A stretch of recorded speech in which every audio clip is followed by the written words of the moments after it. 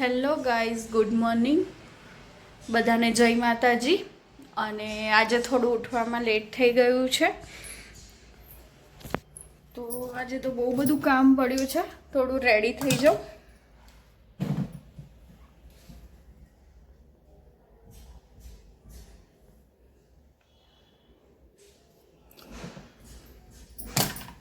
અને ભાવિનજી તો આજે સવારમાં ગયા છે, ખબર નહીં, આવું છું એમ કહીને ગયા.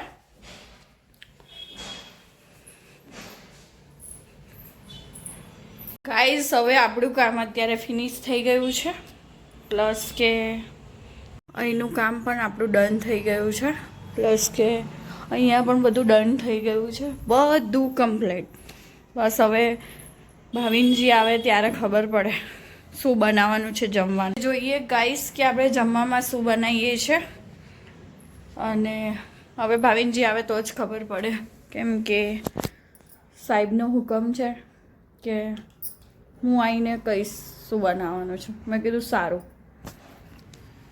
ફોન કર્યો તો કે આવું છું 10 મિનિટ, બસ એમ જ કર્યા કરે છે ક્યારના અડધો કલાકથી. આ સાહેબ આવ્યા છે બપોરના 1 વાગે. કઈ ગયા હતા સવારમાં શેવિંગ કરવા. અને આ શું લગાડ્યું છે માથા પર? ડાઈ લગાડી છે.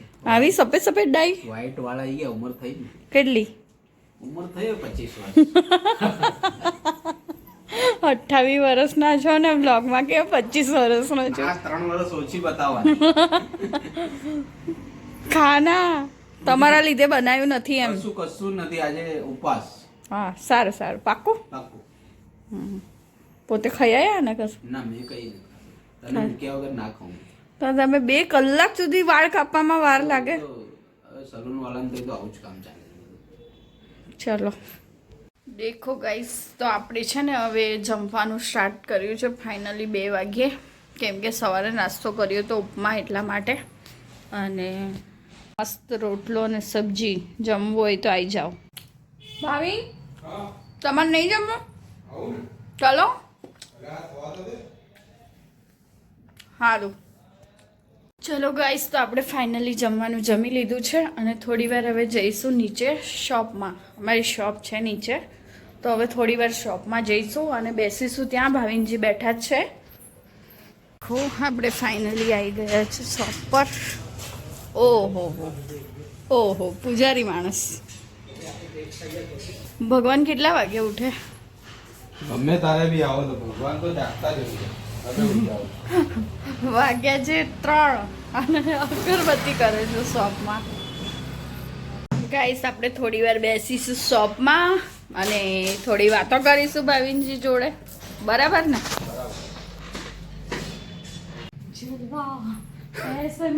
દેખો, અમારા સાસરી વાળાએ હાલ દીધું છે.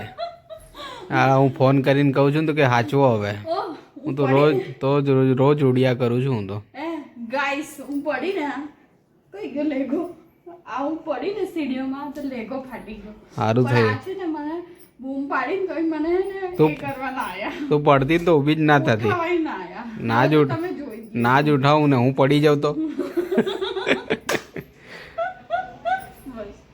અહીંયા તો છે ને આપણું જમવાનું મેં મસ્ત બનાવી દીધું છે. કોઈ નથી બનાવ્યું, જૂઠું બોલે છે. ના, બધું તમને જ આવડે આખો દિવસ. હા, કામચોર. બધું તમને જ આવડે આખો દિવસ. હું જૂઠું બોલ્યા કરું છું. આ ભાત મેં બનાવ્યા, અહીંયા દાળ બનાવી મેં, બધું બનાવ્યું. ઘડી રસોડામાં જતા રહો છો.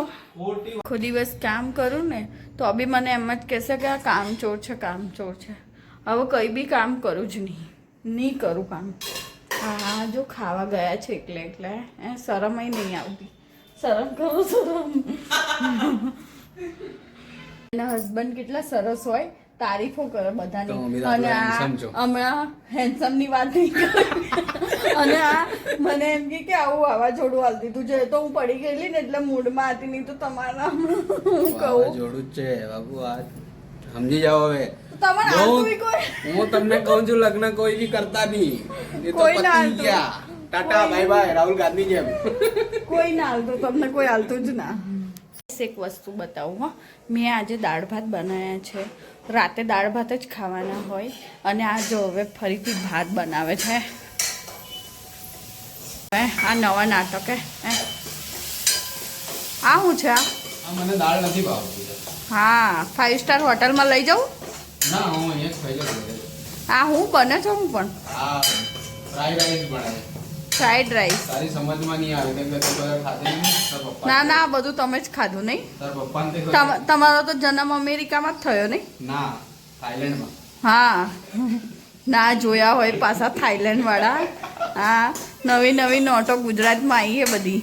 હવે તને ખબર ના પડે તો હું શું કરું? હા હા હા બધો મસાલો બારી નાખ્યો.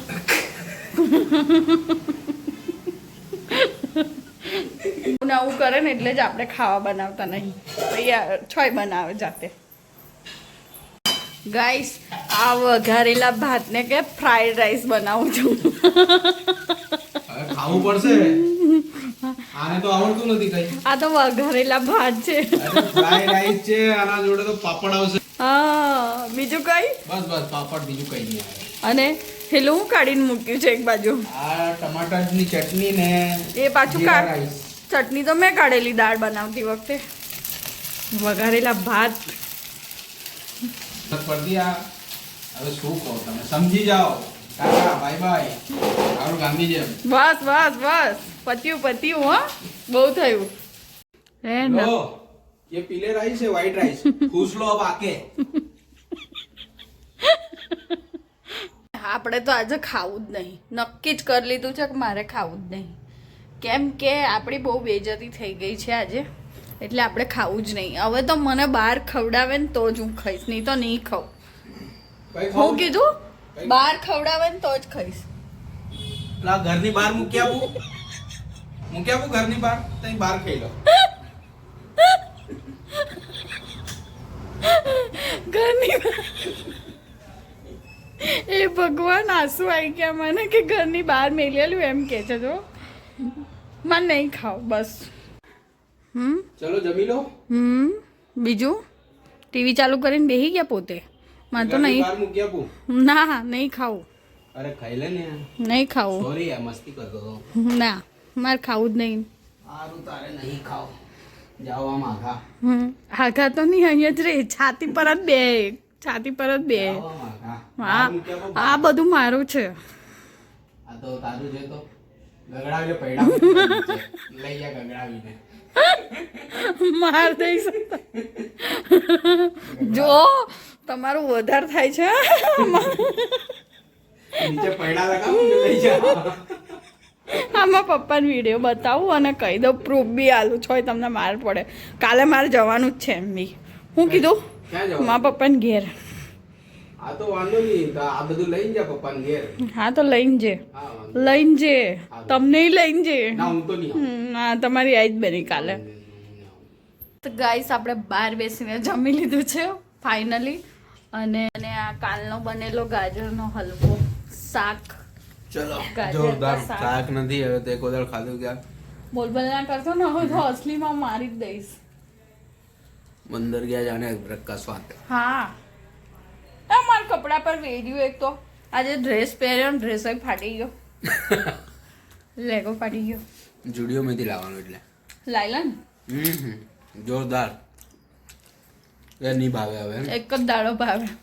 મને ખબર હતી તો. શાક બી શાક લાગે.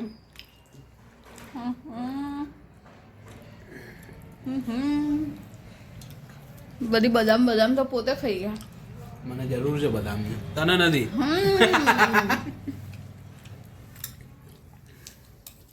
ના હો મસ્ત બનાવેલો હલવો તો.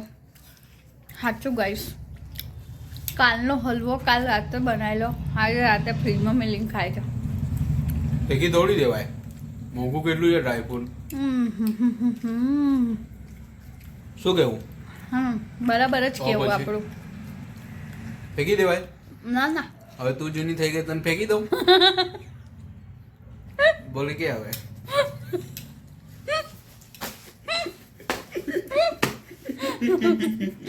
આમને તો કસમથી બીજા લગ્ન કરાવી દેવાના છે કસમથી. તો ગાઈસ ખાધા પછી આપણને બહુ જ ઠંડી ચડી ગઈ છે. એટલી બધી ઠંડી કે જેની કોઈ હદ નહીં. અચાનક જ આમ શરીર થોડું ગરમ ગરમ લાગવા માંડ્યું અને લાગે આ ભાભીની નજર જ લાગી ગઈ છે. હે ભૂખા પેટે આને ઠંડી નથી ચડતી, ખાધા પછી ઠંડી ચડી જાય છે. આ ઉલટું રૂલ ચાલી જાય. કામ કરવું પડે ને એટલે હું સમજી ગયો. ના કસમથી ગાઈસ મને અચાનક જ ઠંડી ચડી ગઈ. હું કામ કરી દઈશ, નહીં કરું એમ નહીં, કરી દઈશ સવારમાં. અચાનક જ શરીર ગરમ ગરમ જેવું લાગે છે. અને હવે મારી ઈચ્છા છે કે બ્લોગ આજે અહીંયા જ પૂરો કરું છું. બધા સબસ્ક્રાઈબ કરવાનું ના ભૂલતા ગાઈસ. સબસ્ક્રાઈબ કરજો તો આવા નવા બ્લોગ બીજા દેખવા મળશે.